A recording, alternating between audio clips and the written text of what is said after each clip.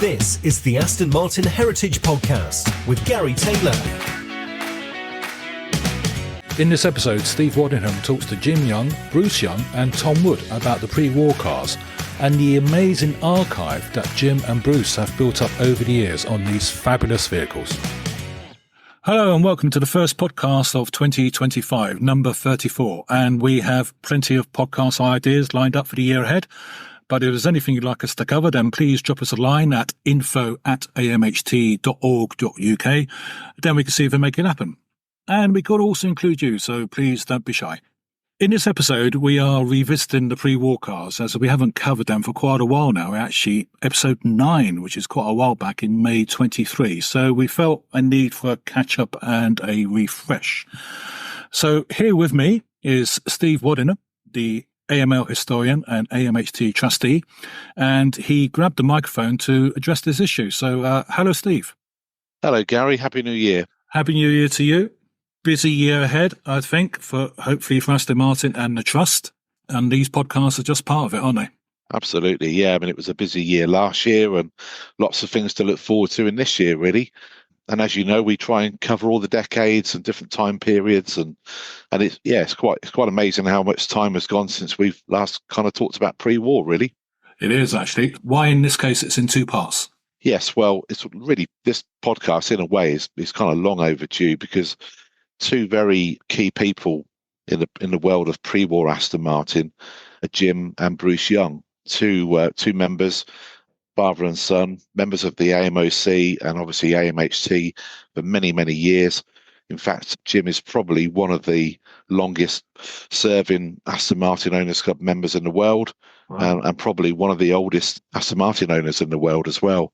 He I don't think he'll mind me saying so, he turned 90 last year and still has an Aston Martin today. In fact, I think between Bruce and Jim, they own 2 or 3 cars.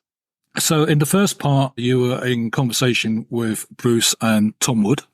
Tom Wood is pretty well known in the AMOC circles and AMHT, and you introduced Tom in the podcast. They covered the first part, and we're introducing Jim into the second part, aren't we? Yes, that's right. Yeah, so we met at the Young's house, and they lived not that far away from where Tom lives, actually.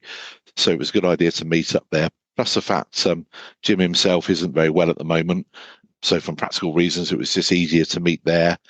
And also, really, from a sort of practical point of view, we decided to do the interview in 2 halves. So first of all, with Tom and Bruce, just to talk about things generally, and then whilst Jim was feeling up to it, we did some recording with him, with the 3 of us sort of helping prompt him to keep the conversation going. Conversation with Jim doesn't just include pre-war. We also talked about his trips to Le Mans. Quite amazingly, Jim was there in 1958, but also 1959, of course, a very important year. And he was one of a handful of people that had a bird's eye view of what was happening. He was actually stood above the pit. So he was with another well-known Aston Martin enthusiast, man called Brian Jocelyn, famous for taking lots and lots of photographs, mainly in colour. And they were both there. And also Jim was asked, literally a spur of the moment thing, was asked if he would mind becoming a timekeeper for the team, which is quite incredible, really. If you can imagine, if you turn up at Le Mans this year and happened to be near our pits, and one of us turned around and said, would you mind grabbing a stopwatch and becoming part of the team? That sort of thing obviously wouldn't happen in the 2020s, but it did back in the 50s. So yeah, quite an amazing first-hand experience of Le Mans. I think Jim did very well. I should say he was sadly quite frail, and I hope he's on the mend soon. And I just asked the listener to, just bear with it. Jim has got some great stories, so we hope you enjoy that. Let's press the button and let's play the first part of the pre-war podcast. Growing the passion, sharing the stories. The Aston Martin Heritage Podcast. Roving reporter Steve Waddingham here. Today we're talking to a couple of people that are fairly well known in the pre-war Aston world. Tom Wood, who I'm sure many people will be familiar with already, who owns a car now known as Hedgehog, chassis number 402 of the Mark II series. Also runs the pre-war Facebook group for Aston Martin. So if you're on Facebook, you can look that group up. and also runs the pre-war section for the Owners Club. But we're actually sat in a lovely farmhouse with Bruce Young and his father, Jim, who's just next door at the moment. And we'll come back to those two guys in a moment. But yeah, that's basically what we're doing today. We're really having a bit of a catch-up about pre-war Aston Martin. So, Tom, how's 2024 been for you as a pre-war man? It's been an interesting year. I think the year started, we were going to celebrate the 90th anniversary of the Mark II, which we ended up doing with the Heritage Trust Festival at the British Motor Museum in August. Got a good selection of cars there. Had a bit of a dog and pony show with Steve and I, with the cars going through at the end, which was very well received. I think the pièce de résistance for me was I got my racing license this year, and I ended up racing, believe it or not, a long chassis Mark II in the Horsefall race at Silverstone. And much to my amazement, I was actually awarded the Horsefall Trophy at the end for being the best or most improved driver from the practice session through to the racing. But coming back to the sort of the whole pre-war world, I think it's through the website and through what I've been doing to promote pre-war cars, we're actually getting a much better handle on where these cars are. Obviously not just in the UK, but across the world. And with Bruce's help, because Bruce is a registrar with Jim for the pre-war cars, the knowledge that I'm gaining on the cars in particular and what the cars have done and where they've been and how they've been raced, who the owners were, is just fascinating. So for me, it's just the start of the journey, really, and it's onwards and upwards from here. Hopefully in 2025, we'll progress even further. Amazing to sort of watch the pre-war scene for Aston Martin kind of growing, really. It's really his kind of bucking the trend, isn't it? If you read most things about pre-war cars of other makes, the first thing you'll read is that, that car values are falling and the interest in pre-war cars in many cases is kind of falling. But actually it's the opposite with Aston, isn't it? It's kind of gone the opposite way, and we're now seeing more people coming into owning pre-war Astons, quite often younger people, and quite often people who own younger Aston Martins or newer Aston Martins, and those people are buying a pre-war car as well and sort of discovering this world of unknown cars to many people, really. Yeah. A lot of people don't appreciate how versatile the cars are and how usable they are if they're maintained correctly. There's no reason why you can't jump in the car and drive down to Le Mans Classic in France and the car just takes in its stride. Obviously, you need the right kit on. If it's cold or wet, obviously you need to put the roof up. But at the end of the day, the cars we've got one owner that's done 6,000 miles on a European rally, going all the way down to Sardinia, I think he went, not this year, the year before. So the cars, if they're well maintained and you know what you're doing with them, they just keep on going. And for people who don't know much about pre-war Astons, how would you describe a pre-war Aston in terms of being able to drive it on the road? Are they usable? Are they slow? How do they sort of fit in with modern traffic? Depends what pre-war Aston you've got. The earlier Bamford and Martin cars aren't as lively as the first, second and third series cars, which all have 1.5 litre engines in them. And they will quite happily cruise along on a reasonable surface road between 60 and 70 miles an hour. You can push them up even higher. And some of the faster 2-litre cars will quite happily achieve speeds of around 100 miles an hour if they're set up properly in an appropriate setting, i.e. on a racetrack. But for me, I've driven my car over 7,000 miles now in the last 3 years, and I don't really think anything of it. I just jump in the car. About 150 miles a day is my limit because it's quite a demanding driving experience. Obviously, the steering is quite heavy. The braking is you need to lean on the brakes, but the brakes are very good because they've got massive drum brakes on them. But there's no servo assistance. Also, the throttle is in the middle on And that's where it was on the cars when they originally made. Some people convert them so they put the throttle on the right. But obviously when you're jumping in and out of different cars, you've got to think of that. You can't just sort of lean on the throttle thinking you're going to stop, because it doesn't. It just gets faster.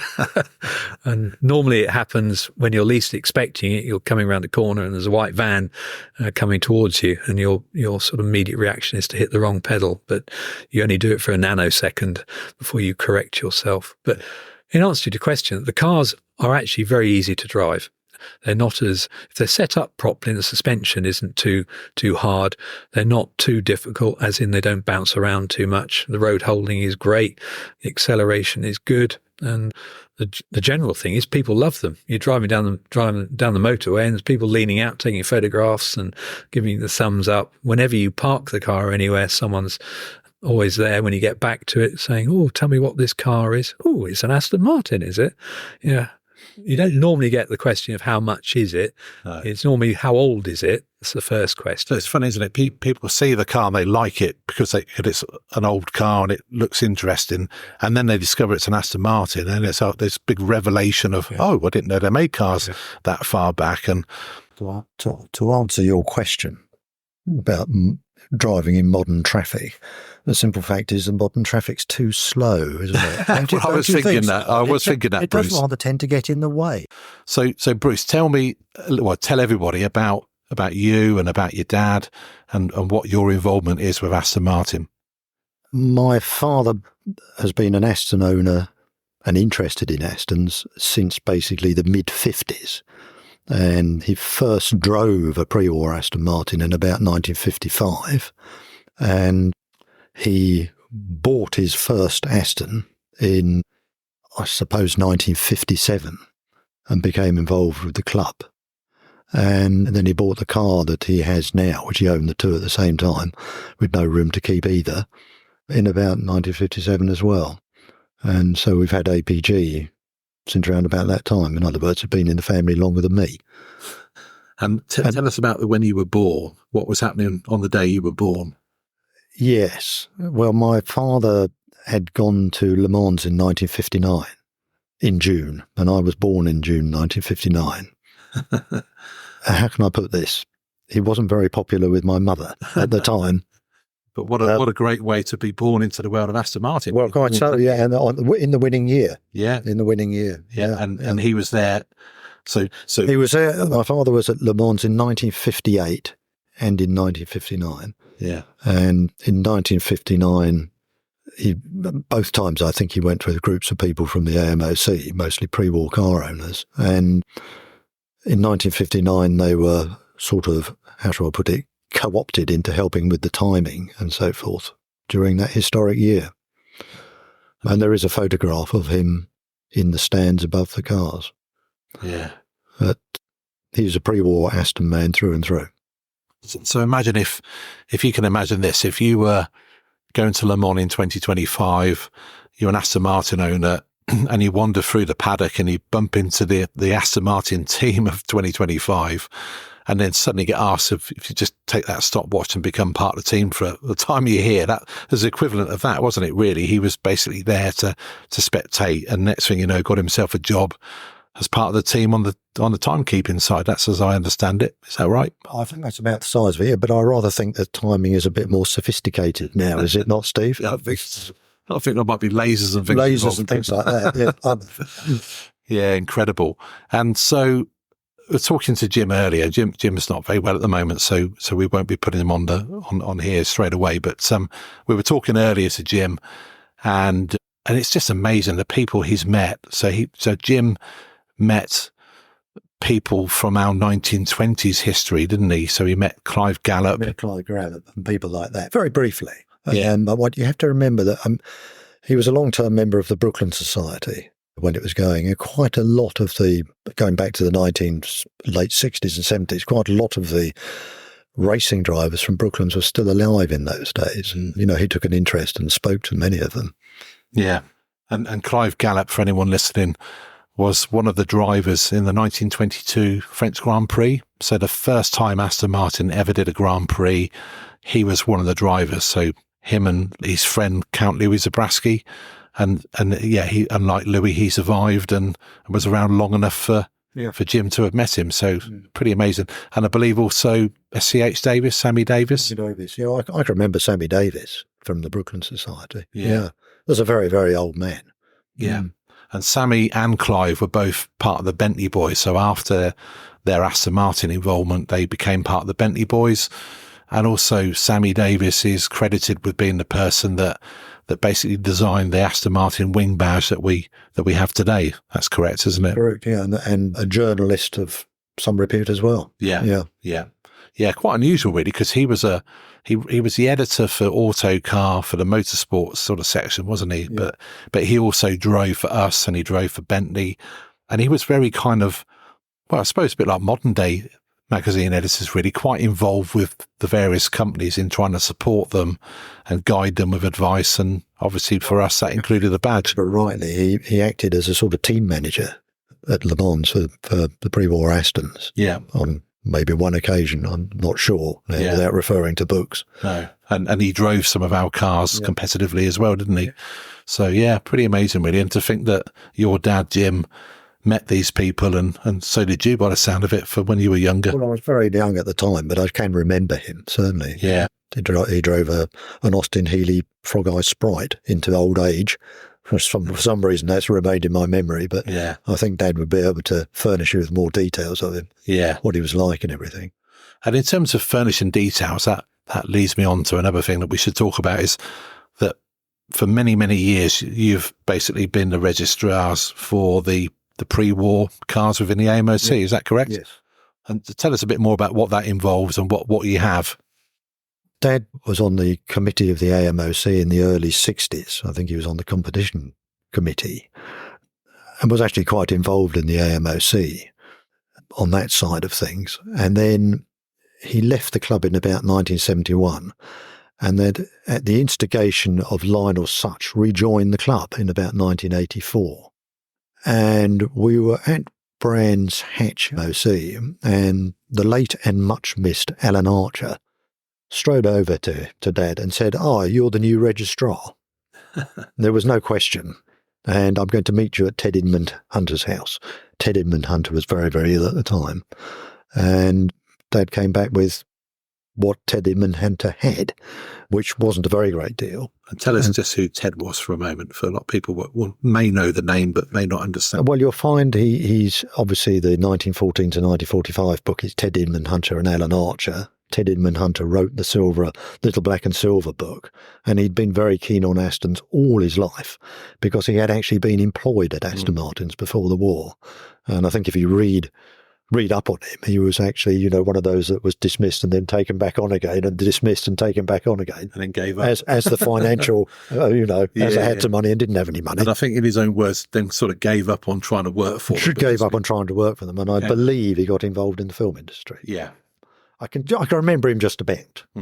But anyway, having received all this stuff from Ted Edmund Hunter, we sorted it all out and then basically started collecting what information we got on all the cars and just collecting until we've almost got sort of 10 times the amount of material that we were given, which we have freely given information to people, whoever they are, who have asked for it over the years, which I think is in the spirit it should be. Absolutely. We've done this as enthusiasts and done this freely. Yeah. If people want, anybody, it's always, for instance, people have said, what would you if a dealer, Bonhams or one of these dealers asks for information, why don't you charge them? No, because if you start charging them, you won't get information back. And often we've got information back from these people about cars they've heard of coming up for sale or something like that. So I think it's a two-way street. That's how we worked. Oh, it's certainly so invaluable to the world of Aston Martin.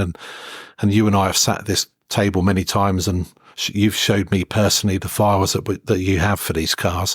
And because of the work you've done between yourself and your dad, it's more than just a few build cards or factory records. It's all the extra bits you've added into those individual files over the years. It's the photographs that people have sent you or you've taken, and the list of owners. It's just the most amazing history, isn't it?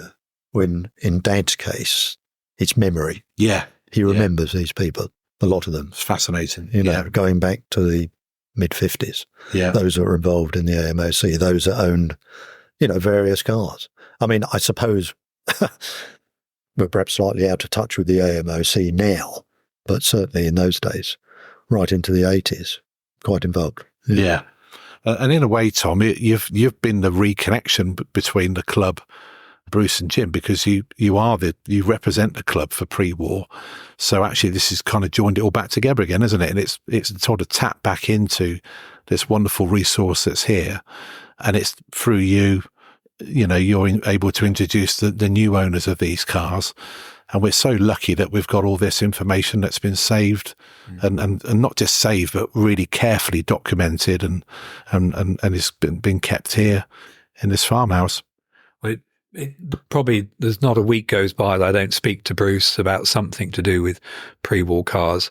I'm constantly getting emails from owners or from people who think they know where a car is or a car's being sold, and the new owners are trying to find out what the history is. So I will come over, see what Bruce has got in his records, photograph stuff, and then email it back to the new owners. And that way you end up getting new information as well out of the new owners, because they'll obviously give you current photographs, which it's just one big rich circle, really. Yeah. But it also, stuff like this can go onto the Facebook page as well, which means that it's not just the owners that's obviously get benefit from their cars. The enthusiasts out there, we've got 1,200 people on our Facebook page now. And the amount of interest these cars generate is phenomenal. It really is. You only need to ask one question on there, and you're sort of inundated with responses. Some of them more helpful than others, but on the whole, it just generates so much enthusiasm. It's just incredible. Yeah, no, I think we're very, very lucky as a brand. We've got some of the best history that anybody could ever wish for, and the amazing resources of people who know things and people who've kept things, and it all kind of comes out, doesn't it? And as you know, we're trying to make this more accessible and without publishing every single car's history online. Obviously, that'd be difficult to do that, but it certainly is. Luckily, it's available to the people who need to see it, isn't it? So I think the key now is to try and digitalize as much of this stuff as possible, which is no mean feat, because obviously there's so much information out there. But the more we can digitalize it, it means that it's going to be open and accessible to a wider audience. So that's one of my main aims over the next few years, is to set that in motion. Yeah, brilliant. Now, the other thing we always have a laugh about, Bruce, is the kind of modern day Aston Martin and the company and the products. And I remember you saying once that you'd had a modern Aston, and I asked you which one, and it was a 1971 DBS V8, was it? Actually, for some reason or other, we had two modern Astons over the years. In about 1980, we bought a DB2 down at Bewley Auto Jumble, as one does. That says a lot. But they weren't expensive in those days. And then, and probably even worse decision, was to buy a V8 automatic, which I saw by the side of the road, but actually wasn't in bad order. And I paid very little for it. Well, Dad paid very little for it. But we sold both of them because really our interest was the pre-war cars, and an opportunity came up to buy a pre-war car, which is what we did. Yeah. But it's great, isn't it? Because most people, let's be honest, most people that have an interest in Aston Martin are probably tuning in from DB2 onwards, I would say, and for a lot of people, whether they've ever had one or not, the DB5 is a car that got their interest in Aston Martin because for obvious reasons. But that's a lovely thing, isn't it? We've got a brand history that effectively spans about 112 years from January 2025. And it doesn't matter which bit you're interested in. We all like the same overall thing, don't we? The myth or the fame of Aston Martin has to have started before the war. Yeah. The long distant runs at Le Mans were fantastic. Yes. For such a small company. Yeah. Yeah, exactly. I mean, third in 1935, was it? Yeah. With LN20. Yeah, just incredible. Yeah. Incredible. And always high results. Yeah, exactly. I mean, that is the thing to remember about these cars. They're as tough as old boots. And they were built for long distance hauls. Yeah, that's no what they mean did. feat, is it, really, when you think about it? And the funny thing as well, if you say to most people, what's Aston Martin famous for? So people will say winning Le Mans in 1959 and James Bond. Okay, so both those things fairly and squarely are associated with Aston. But if you go back to the pre-war era, we were at Le Mans and all the other endurance races like WW2. Yeah. Fantastic.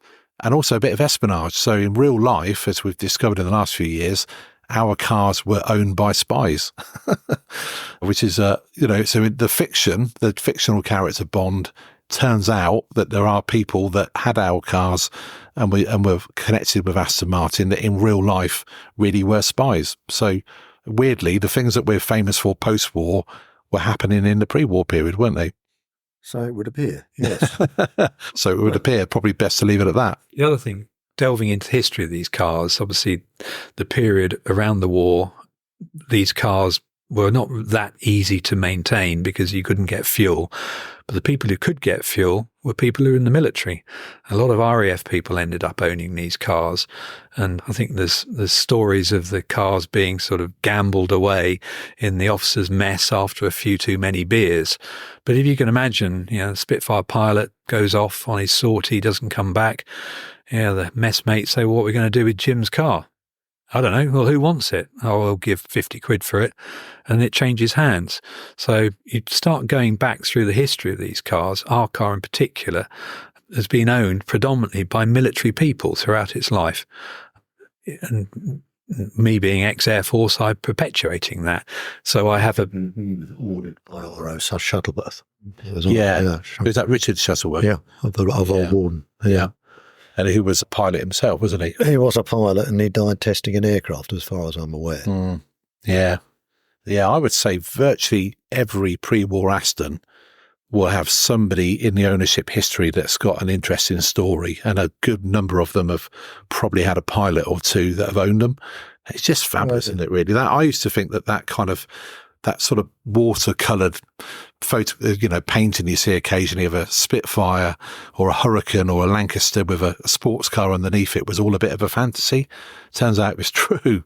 They're really, whether they actually park them next to the planes or not is another matter, but they certainly, the people that flew and fought for king and country were driving sports cars, and some of those sports cars were Aston Martins, weren't they? Yeah. You've got to remember, they were very expensive cars when they were first built. £600 for a new car was a lot of money. You could buy a couple of houses for that and more in those days. Well, I think all of us will have seen the classic advert, which was a Fraser Nash for 325. Yep. This was being sold by AFN, wasn't it? Or the Aldingtons, wasn't it? And then underneath was an Aston Martin International for 650, double the price. Double the price. And actually, specification-wise, if you compared them, not dissimilar in terms of engine size and shape and size of the car. The specification was totally different. And Aston was a much better car altogether. Yeah. But in terms of like the numbers, the bare numbers, Fraser Nash, what engine size would that have been? 1.5 litre Meadows or Anzanis. And an Aston Martin 1.5 litre. 1.5 litres. Yeah. But one's double the price of the other. Well, it's just the build quality of an Aston. Quality, the extent they went to, really. Yeah. But the officers tended to be from reasonably well-standing families, which had some money. So I suppose they had the ability to buy these cars. Obviously, they weren't probably buying them when they were brand new. They tend to be quite famous people who bought them brand new. But obviously, coming back to this fuel business, most people couldn't get their hands on fuel. So it was only people in the military that could not quite siphon it off, but had access to splash of avgas, splash of fuel, and were able to use the cars as they're supposed to be used. I think what we've got to remember here is that the very low number of pre-war Astons are actually made, and the survival rate, which is remarkably good. Very high, isn't it? Yeah. Yeah, I mean, we're only looking at, 650 cars, aren't we? Yeah, and I think we estimate at the minute that it's about 450 or so survive. Yeah, that is remarkable. Yeah, it is. Yeah. No, I mean, not clearly. Things like Bentleys and Bugattis were made in far greater numbers. So I suppose the decimation rate would be greater, but nevertheless, they haven't survived. Yeah. Yeah. In these numbers. No, as exactly. a percentage of production. Yeah, and maybe as well, I've often wondered whether things like Bentley and Rolls-Royce, because they were bigger cars, there must have been a tendency, particularly in the war again, where they could almost be used for other things, whereas you couldn't really do much with a sports car, could you? And then in the 1950s, difficult cars to maintain. Yeah. Having to lift the block off a Bentley to do the pistons and that sort of thing is not something that somebody could do in a garage that easily. No. They did. Yes. Obviously. I should now bring the Bentley drivers club down on my head, saying they're much easier to maintain. and bodywork on Astons, they seem to survive with their original bodies more than, say, a lot of Bentleys have been rebodied as Tourers. Bentleys would have been turned out as saloons, heavy Tourers. Yeah. And were ripe for turning into, a Le Mans, that sort of thing. Whereas and the Aston bodies, I think one can reasonably say that the bodies that Harry Bertelli built were very well made. Yeah. And they've survived, And in terms of 90-year-old car, if you could find like Tom's car, a 90-year-old car in a barn, what's the condition it's likely to be? And I would say, unlike, say, a car from the 50s that could be all rotten and rusting away, these cars don't really corrode in the same way as younger cars do. Would that be a fair thing? And if you're looking at when you say a 50s car, a car built with a monocoque construction, I don't know, A30 or something like that is going to go rotten in no time flat, isn't it? If you're left in a barn. But an pre-war Aston Martin is made of very good materials, and even if the body goes a bit mouldy and rotten, you're always still going to have the rolling chassis of the thing. So they don't which really will survive quite a lot. They don't really corrode in the same way as a later car would then. No, I wouldn't say so. Yeah. Well, and we both know that there's a certain number of cars that ended up in an orchard, and there's photographs of these cars sat with trees growing around them, and yet I believe all those cars are now accounted for again. Yes. Well, they never actually disappeared as such, but an awful lot of it disappeared. There was very, very little left of those cars. I saw those cars about 15 years ago, and there was not a lot left. But enough, it would seem, to make something out of. That's pretty amazing, though, isn't it? The recreation of bodywork and engine and so forth. Yeah. And in terms of, again, for people listening that don't know much about pre-war Astons, can you tell us a little bit about how, because at the casual glance, if you saw a row of them, you might think they're all the same, but they're absolutely not, as I now know. But can you quickly sort of describe the sort of highlights of models and how they can be slightly different from each other? Well, I think if you look at them, maybe other people, Robert Blakemore, for instance, might think you ought to look at them in a different light. But I always look at them as they've been put in the 96 register, this is the Bertelli cars I'm talking about. So you've got the side valves, the early cars, and the Bamford and Martin cars. But if you look at the Bertelli cars, in first, second and third series of 1.5 litres. So the first series being worm drive axle, separate gearbox, open clutch, etc., and the narrower or the lighter, more wasted chassis at the back. And then the second series being the Le Mans cars, which were in unit gearbox, either Laycock or their own, and an EMV back axle, which they bought in. The Le Mans 2.4 being absolutely fabulous. And then the third series being the Mark II, so a heavier chassis still, and the Ulster stemming from that, more of a touring car, I would say, the Mark IIs. And then on to the 2 litres, which are completely different again. I think one of the interesting things I would say, that if you look at a first series car, for instance, it's very expensively made and international. Yeah, they should be more highly regarded than they are first series cars. That's just my opinion. I think others may think different. I think they're more almost like a British Bugatti, aren't they? Over-engineered. You look at the mechanical changes that they made to them over a production of 129 cars. They can't possibly have made any money, none at all. Moving the gearbox, the position of the gearbox, and altering the length of the torque tube and this sort of thing, and altering the braking system over such a short run of cars. So over 120 cars or so, they were changing. They changed the design. Not a total change, but sort of moving the gearbox into a more comfortable position, etc. Which involved quite a lot of engineering. And what you're saying is those first series cars, the components that they were made from were made in-house, weren't they, rather than buying everything in? Aston Martin was making gearboxes and back axles, and is that correct? Yeah, they bought in, they did buy in bits, but they made them up genuine themselves. I think I'm correct in saying this, they were in no way productionised. No.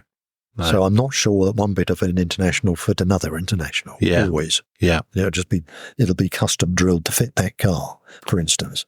And then, they got slightly more sensible, should we say, with the second series. Yeah. With regard to production. That would be my way of looking at it.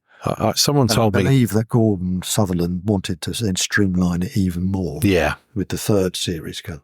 I seem to remember somebody telling me years ago that there was a board meeting where they were discussing what to do about the cost of the cars and, the point of which the company was in at that point in time where they were selling a car at a loss. And somebody in the meeting said it would be better if when somebody walks into the showroom to buy one, we gave them £80 and asked them to leave, because it would be cheaper than actually delivering the car and losing £100. Yeah. Well, I'm not sure exactly when that was meant to have took place, but I think you would say that with the first of the second series cars, the new internationals and the standards and so forth, they did perhaps try and economise by buying in the gearbox, buying in the EMV axle and so forth, but they still made a bloody good car out of it. Yeah. And with the new international, so again, just to recap for anyone listening, it was a more simplified model. Well, basically it was a second series chassis with a first series body. Yeah. In appearance and a slightly tall radiator, but extremely good cars. Yeah. But did it catch on? Did anybody, if I remember right, we didn't sell that many of them, despite it could have been 12. Yeah. 12, yeah. 12 sold. But I think you would then say that they'd come up with the Le Mans 2.4, which is undoubtedly an absolutely classic piece of fantastic Aston design. Good-looking car. And that's what they then moved on to selling those, But probably were those cars more complicated to make than the new international?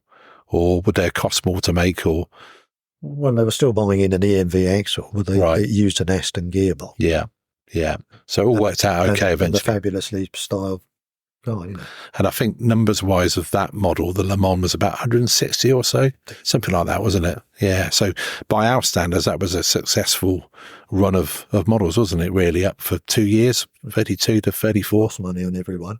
Yeah. It was successful. Yeah.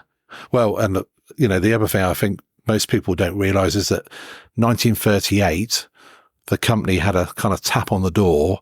A couple of chaps from the Air Ministry turned up and said, "Can you make some aeroplane parts for us?" So quietly, we stopped building new cars in 38, swapping over the works to make aeroplane parts. But if an order came in for a car or if there was something unfinished, we were selling cars right away into 1940. But the bulk of the work we were doing was aeroplane parts. But obviously, to the outside world, business as usual, we're still a car maker because the work we were doing was sort of secret, I guess, wasn't it, really? Part of the sort of build up for the RAF for World War II. Yeah. And I think that's the only time they made any money, wasn't it? Allegedly.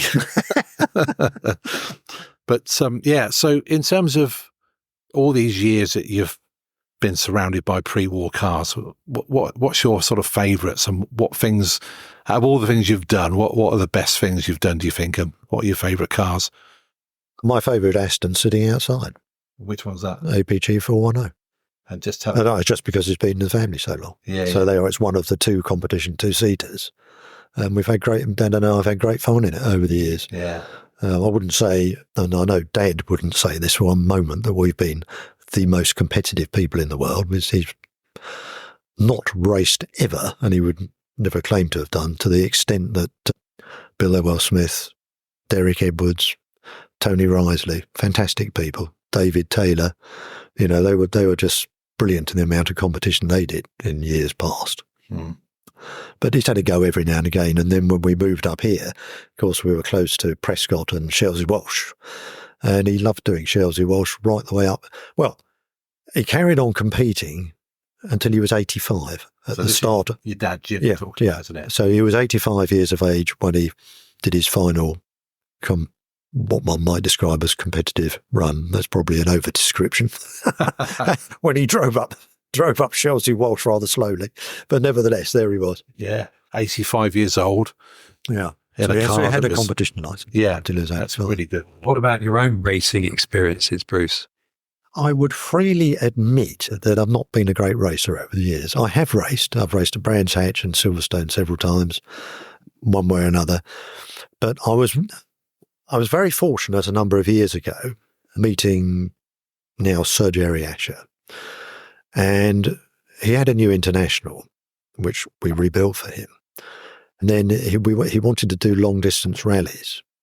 And so we did Le Jog starting in 1996. We did Le Jog about 3 or 4 times, Land's End John O'Groats in the new International.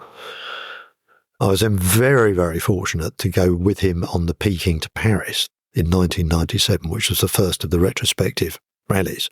So we drove, this proves the toughness of these cars, we drove from Peking to Paris overland, which was very, very tough, and I would say a life-changing experience. I know it's a hackneyed phrase, but it was just a remarkable thing to do.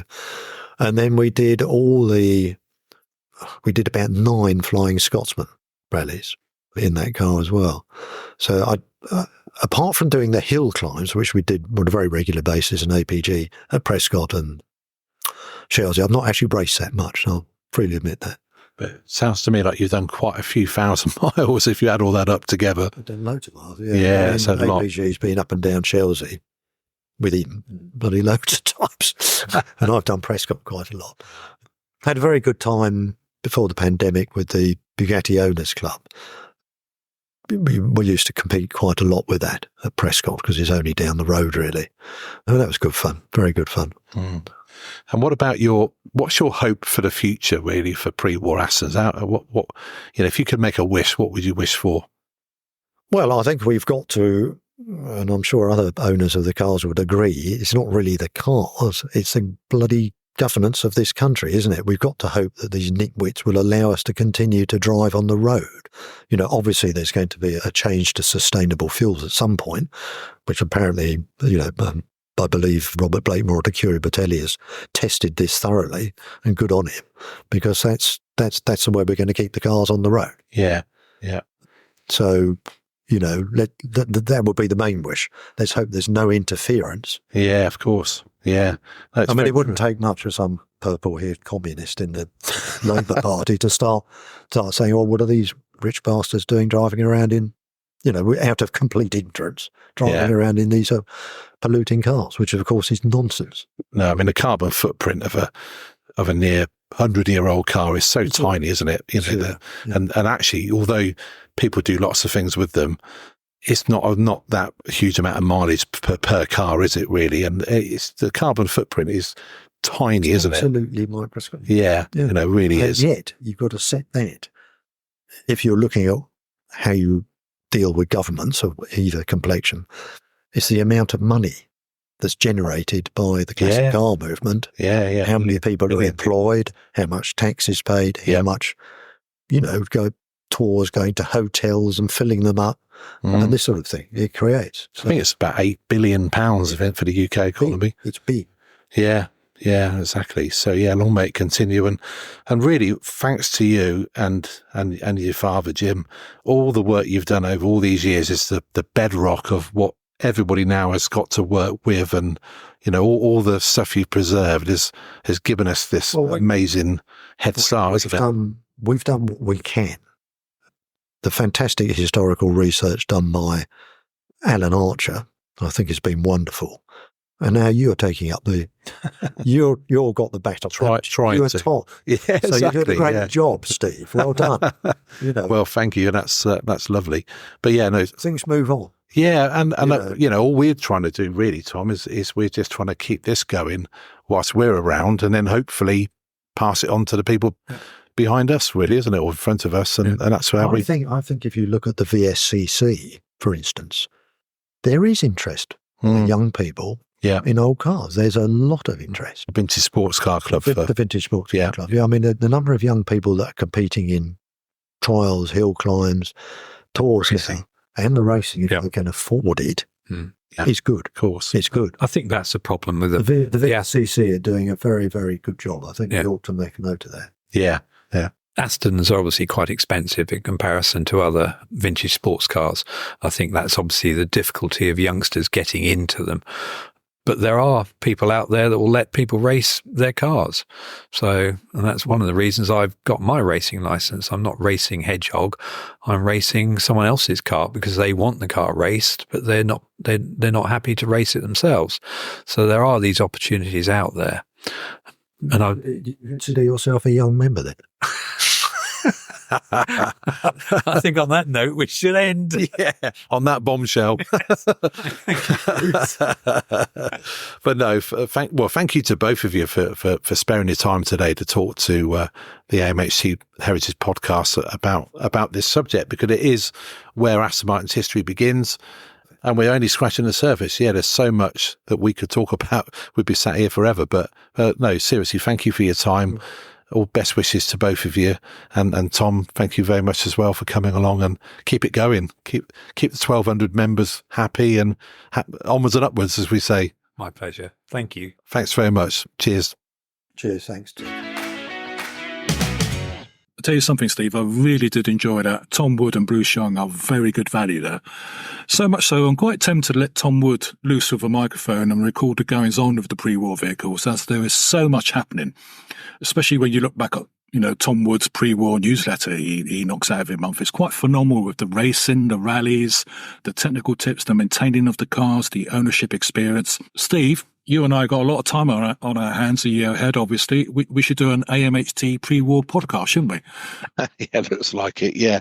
Yeah, and I think that goes to, the same can be said for some of the other subjects or sub-subjects, if you like, within our overall Aston Martin subject itself. There are people out there like Tom that are enthusiastic about one particular model or one particular model range or a time period.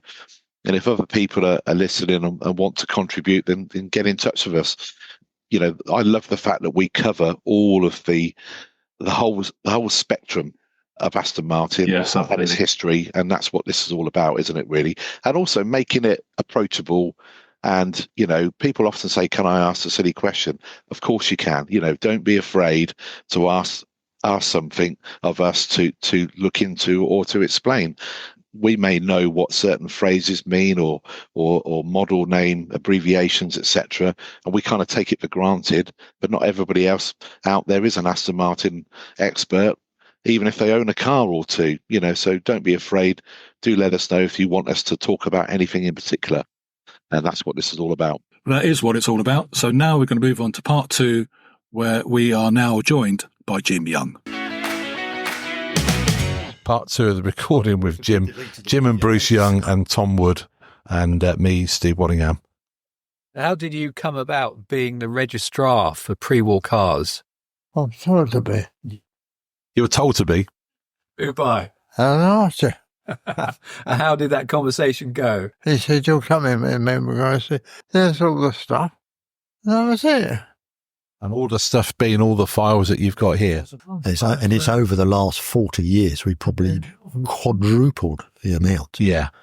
More than that, I'd say. Yeah. Maybe 10 times the amount just by collecting bits and pieces over the years. And Yeah. taking photographs ourselves and all the rest of it. Well, yeah. So the accumulation of material has been entirely down to us, really. So all you got really were files. We got the basic we got 1 or 2 files. photographs, the brown cards, the 2 brown books, which we've continued, the Bible, the 2 Bibles, which we've carried on with.